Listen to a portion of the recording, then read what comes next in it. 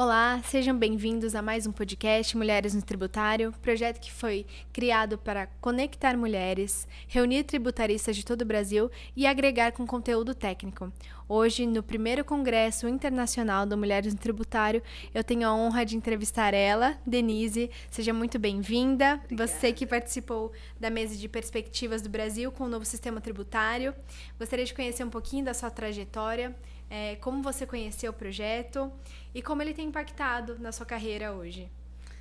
Olá, um prazer enorme participar dessa conversa e falar do Mulheres no Tributário.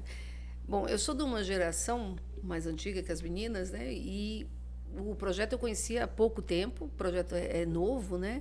Tem 3 anos, é isso? Aproximadamente. E é impressionante, assim, é um projeto novo, mas com cara já, com maturidade de um processo antigo no bom sentido, com uma maturidade impressionante. A gente até comenta muito isso no meio do direito tributário, a velocidade com que o projeto se firmou no mundo do direito tributário. E isso foi muito, muito positivo, porque fez um trabalho, eu mencionei agora na minha fala, fez um trabalho importante para todas as mulheres.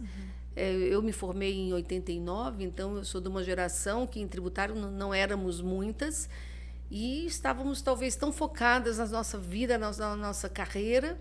E eu penso, se tivesse um projeto desse, como teria sido bom para mim se eu tivesse saindo da faculdade e tivesse um grupo desse. Então, é uma época diferente e acho que faz toda a diferença para as jovens advogadas, principalmente, que estão começando a sua carreira. E não só para jovens, estou eu aqui, não tão jovem, mas não tão jovem, e com a mesma alegria de ver a dimensão, hoje já um congresso internacional gigantesco. E muito impactante, tempo, né? Em tão pouco tempo, muito impactante, positivamente impactante, e vai fazer muita diferença, eu acho, que para todas. Então, eu conheci no início, de uma forma, quando elas começaram a falar, esse poder do Instagram, das mídias virtuais, elas dão um exemplo assim do que pode ser feito positivamente. As mídias têm muito problema, inclusive de falsos profissionais, de mídias, de pessoas que sabem fazer isso e não têm qualidade. Sim. Mas as meninas exatamente demonstram o contrário. Elas têm qualidade e estão fazendo esse trabalho na mídia muito bom. Isso alcança muita gente, coisa que a minha geração não tem essa capacidade de alcançar virtualmente tanta gente. Então, acho que isso, nossa, só merece nossos aplausos. Não é? E a tecnologia ela tem agregado nesse sentido, né? De promover o networking e de chegar a pessoas que a gente vê. O projeto hoje ele está presente em acho que todos os estados do Brasil. Isso. E hoje até internacionalmente, né? Então, é muito bom saber que tem tantas histórias, né? Tem muitas jovens que estão iniciando agora e se espelham em mulheres que já estão com a trajetória, né, na sua carreira no auge. Isso. Então, é muito positivo. Eu gostaria de saber um pouquinho como foi para você, quais desafios você enfrentou por ser mulher no direito tributário, que a gente sabe que não só antigamente, mas hoje ainda é ocupado majoritariamente por homens, né? É uma carreira que não é fácil para a gente ocupar essa posição. Então, como foi para você? Quais desafios você enfrentou? Sem dúvida, é uma carreira muito masculina, né? Sempre foi. Agora esse auditório vai desfazer o que eu falei, né? Inclusive, as mulheres no tributário estão mostrando algo que existia, mas talvez não víssemos. Mas de fato, uma carreira muito masculina. Então, eu começo essa carreira no início da década de 90, 89, 90, eu ingresso na advocacia tributária. E aí, ali, com muitos homens, sempre, a grande dificuldade, sem sombra de dúvidas, porque o auge da nossa carreira, quando a gente sai da faculdade, na luta para se firmar como profissional, coincide normalmente, nessa atual geração um pouco menos, mas na minha geração coincide com a nossa vida pessoal. Quando a gente está ali se preparando, conhece uma pessoa, casa e vai ter filhos e vai misturando tudo aquilo.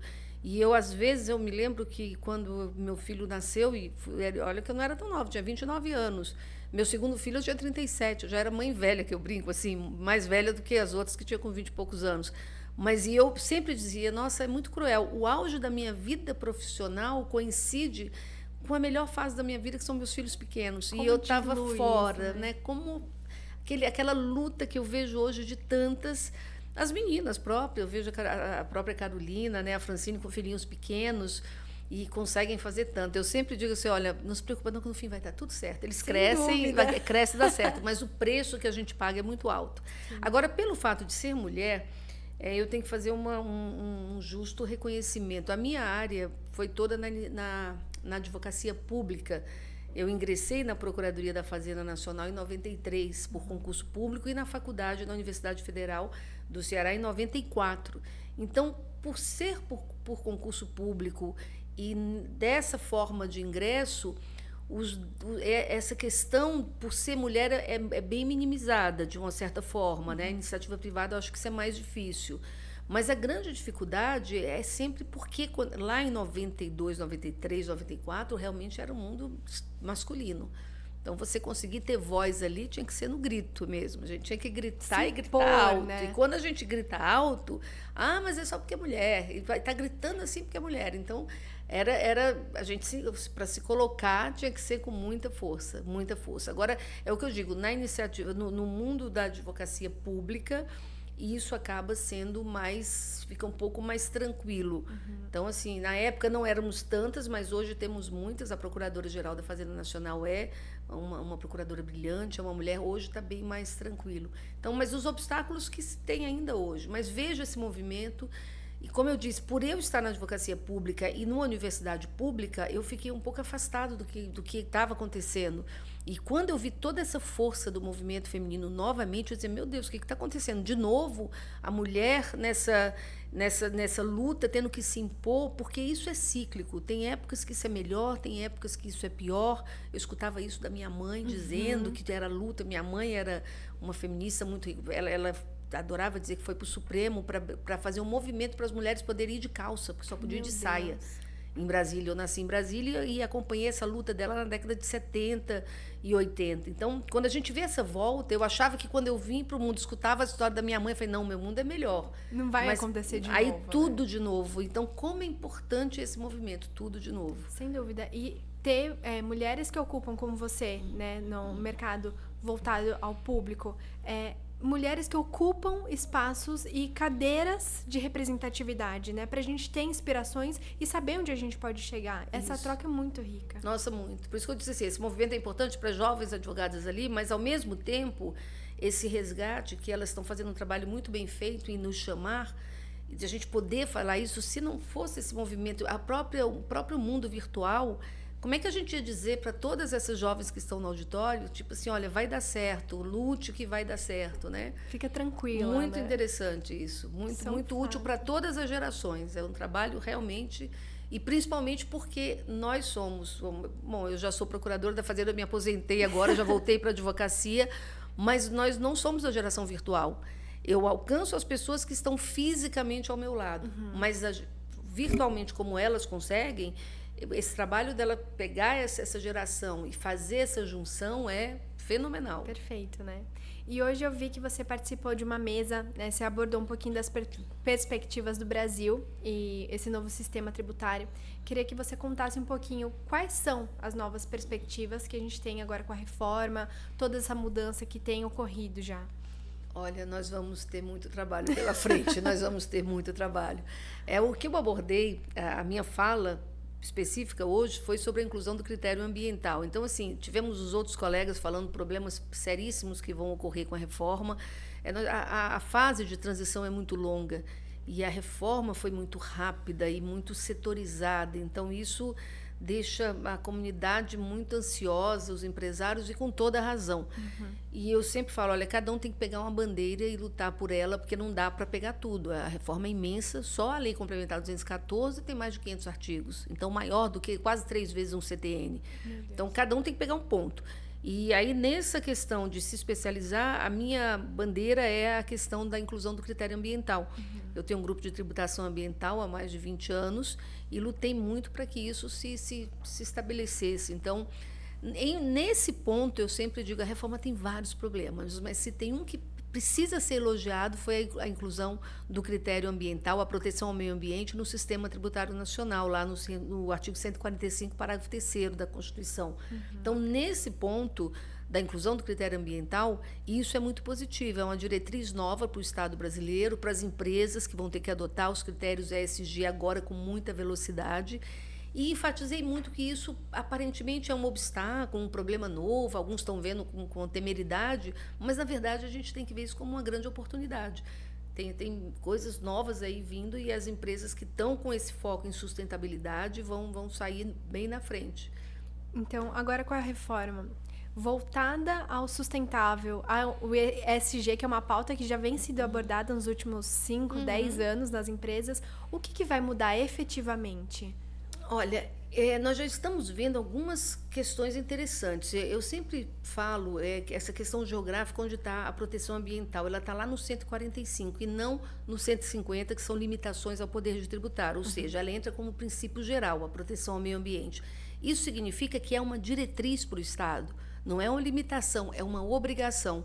Então, os estados da federação, no sentido lato, né, União, Estados e Municípios, eles vão ter que se reorganizar para incluir a proteção ambiental. A União está saindo na frente, e, como sempre foi, tem que ser, e já vem com normas, por exemplo, pontuais. A Lei da Transição Energética, 15.103, de janeiro agora de 2025, ela tem um capítulo só sobre transação para empresas que tenham projetos sustentáveis. Então, assim, a gente já começa a ver uma movimentação legislativa que obriga que os estados tenham um tratamento diferenciado. Essa lei é federal, por enquanto, só alcança os órgãos da administração pública federal, mas já obriga que essas instituições deem um tratamento diferenciado às empresas que tenham projetos sustentáveis. Então, agora a gente vai ter que entender o que são esses projetos sustentáveis. E aí tem que haver uma regulamentação. Os estados tendem a replicar isso, devem, porque é uma diretriz constitucional, e os municípios idem. Então, a gente já vê esse movimento, porque a gente tem que dar efetividade. Não adianta ter um princípio de proteção ao meio ambiente. O que isso traduz? Eu tenho que chegar para o empresário para dizer como é que eu vou cuidar do lucro ambiental, muito bem, mas a empresa é para ter lucro. Como? E para os estados idem. Olha, vocês não podem não é só ter lá critério ESG, um código de ética, de posturas sustentáveis no papel, né? E por a mesma forma os estados. Não basta colocar na Constituição. Você tem que me mostrar quais são as vantagens que eu tenho e o que eu vou me beneficiar em alterar, porque tem um custo de conformidade aí muito alto para você ter toda uma estrutura de sustentabilidade ambiental. Isso custa caro e o Estado tem que dar alguma contrapartida. Mas a gente vê esse movimento. Eu chamei a atenção também ali na minha fala sobre o mercado de carbono. Já tem uma lei falando no mercado de carbono regulado, o voluntário já está aí no mercado há mais tempo, mas o regulado vai obrigar várias empresas a se adequarem à questão da aquisição de créditos de carbono, né, de certificados de carbono, como a lei determinou, e isso já é para já.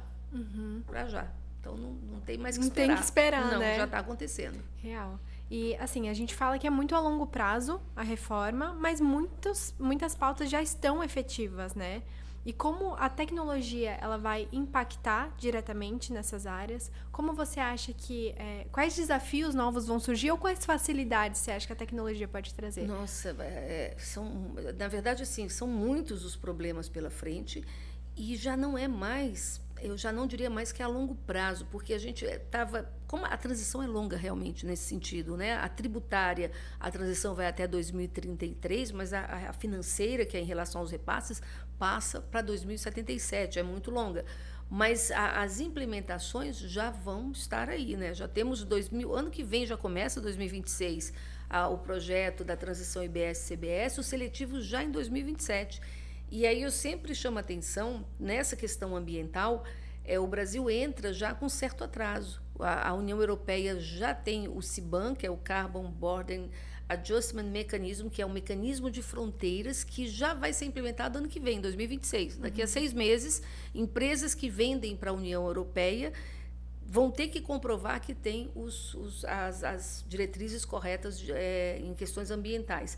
Como a gente não tem uma tributação sobre o carbono no Brasil ainda, o Carbon Tax que tem lá fora, pode ser que nos cobrem. E aí é o pior dos mundos, pagar um tributo a mais, o Carbon Tax, para a União Europeia, que, além de pagar mais, não ficou aqui. Por isso que a gente tem que correr. É difícil falar no novo tributo, quando a gente já tem o seletivo. O seletivo não é um Carbon Tax, na origem. Pode ser que seja visto assim, tomara que seja, pela União Europeia, para que não cobre dos produtos brasileiros, mas então a gente vê isso para já. Então, essas empresas têm que estar se adequando, já começaram a ter ações na justiça, aqui no Brasil, porque nós temos que pensar, já tem as multinacionais que são obrigadas a ter esses critérios de sustentabilidade ambiental nos seus países, e quando ela vem para um país fora lá da sua origem, eles precisam fazer esse ajuste mesmo estando fora. Então, assim, essas multinacionais já estão aqui e já estão questionando, por exemplo, o que elas compram de crédito de carbono é um custo, se for, pode ser deduzido de PIS e COFINS, ou é um investimento, porque é um crédito e vai para o mercado, como a Receita está entendendo. Então, assim, não dá para saber ainda o que é certo e errado. Estamos todos nesse dilema. E eu acho que só colocando em prática que a gente vai realmente conseguir entender, né, esse processo. Exatamente. Na teoria, tudo é muito lindo, né? Muito lindo, mas na prática vai ser difícil, mas não acho impossível. Acho que o Estado está se comportando bem. Alguns têm medo, o seletivo é mais um imposto arrecadatório, mas eu estou vendo um movimento que eu estou muito otimista nesse ponto, estou vendo um movimento diferenciado.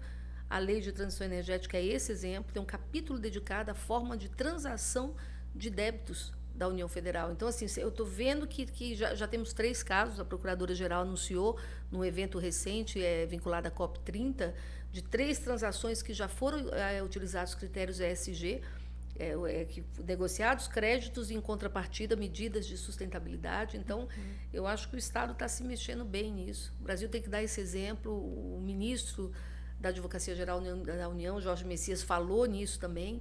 Então, a gente tem a COP30 agora em novembro, para dar exemplos. Eu acho que essa COP30 em novembro vai ser muito positiva. E temos também o Congresso de Tributação Ambiental Mundial, que pela primeira vez é na América Latina e no Brasil, agora em setembro. Então, veja, o tema está muito em voga. Isso é muito positivo. Total. E essa troca também, né? Você trouxe uma pauta e os seus colegas de mesa também trouxeram outras voltadas às perspectivas novas, mas com outros temas, né? E eu gostaria muito de agradecer por você ter agregado, né? Principalmente agora sendo coordenadora de ESG do projeto. Sim. É uma honra tê-la conosco. Então, muito obrigada, Denise. Eu é que agradeço a oportunidade. Espero estar sempre disponível para todas, para poder transmitir aí o que a gente já tem na vida e aprender com as mais jovens também tudo que tem pela frente. Perfeito. Obrigada. Muito obrigada.